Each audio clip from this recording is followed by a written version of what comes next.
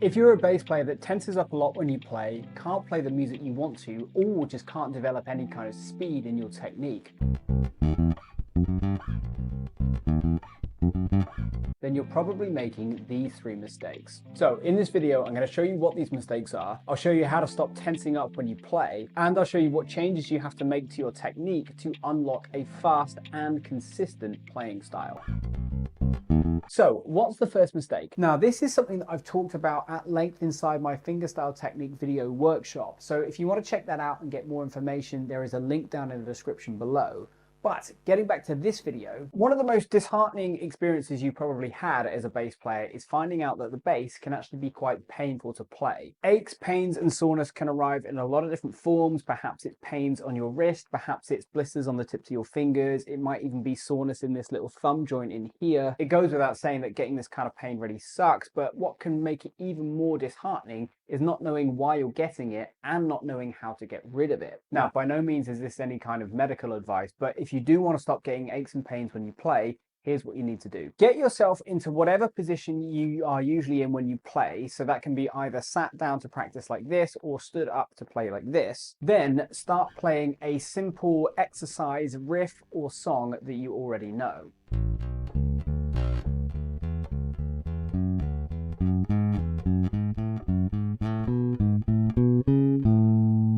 As you play through, what you want to be doing is just doing a quick mental scan of your own body to see if there are any areas within your body that rack up a lot of tension. And if these areas are holding on to tension, it's a good sign that before you start playing again, you want to take a moment to try and relax those specific areas as much as you can. Maybe it helps to do some stretching, maybe it helps to do some light movements like neck rolls or something like that. Sometimes even just being aware that you're holding tension in those areas can help, because you can use your mind's awareness to release the tension. If you try to play with muscles that aren't relaxed, they quickly become stiff and overworked, and this is the cause of soreness, pain, and often injury. And it's also the first big mistake that a lot of bass players make when they play.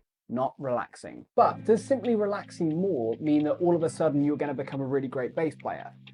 No. To level up your playing, you need to focus in on developing your technique. And to do that, you need to stop making mistake number 2, which is this.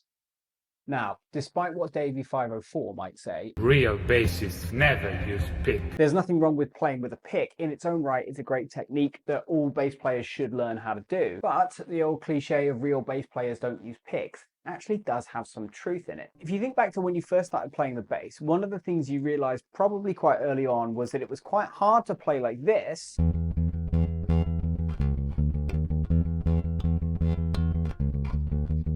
But it was relatively easy to play like this.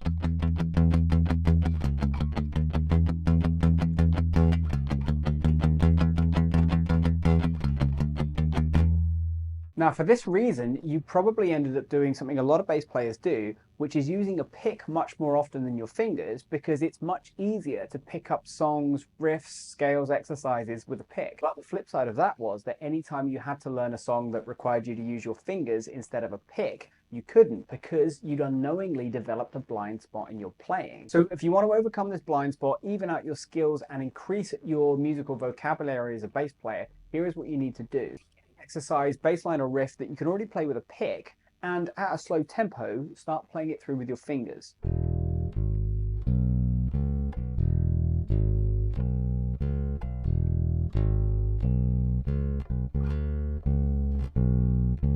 When you play with your fingers, you actually face 2 challenges. One is what to do with your plucking hand, but the other is making sure that you can coordinate the 2 hands together. This is what some bass players call getting the hands to talk to each other. But if you start playing through a bass line that you already know, your fretting hand is already taken care of, so 100% of your attention can go into getting the fingerstyle technique correct.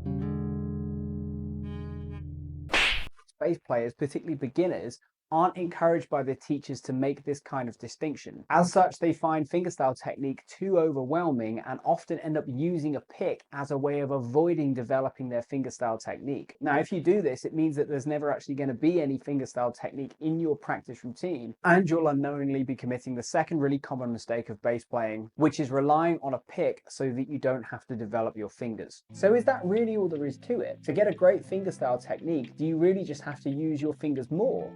No. Even bass players that have been playing fingerstyle for a little while struggle to make their technique accurate. They struggle to play consistent streams of 8th and 16th notes, and a lot of them find that they just don't really have that much stamina in their fingers. If you're struggling with those three things, then all it means is you're making the third common mistake. And once you fix that, you'll be well on your way to being a great bass player.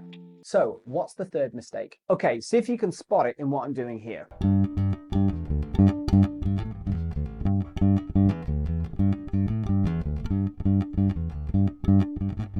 Now, even if you can't spot it, there's a very good chance that you can hear that something is quite clearly wrong in my playing there. The note lengths are uneven, the timing is really, really bad, and skipping between the strings just doesn't sound smooth at all. In this clip, because all of the playing work is handled pretty much exclusively by my index finger, it gets tired out really, really quickly, and doing this often results in soreness, a complete lack of speed in the technique, and it just creates a sound that's totally inconsistent. So if you want to correct this mistake and develop a fingerstyle technique that is fast, accurate, and consistent, here's what you need to do. Take any exercise, bass line, or riff that you already know and start playing through it. For this example, I'm going to go back to this blues figure that we used earlier. And the idea now is to use this exercise riff or bass line as a vehicle to develop something known as alternate plucking. So alternate plucking involves you using alternating strokes between your index and middle fingers to pluck the strings.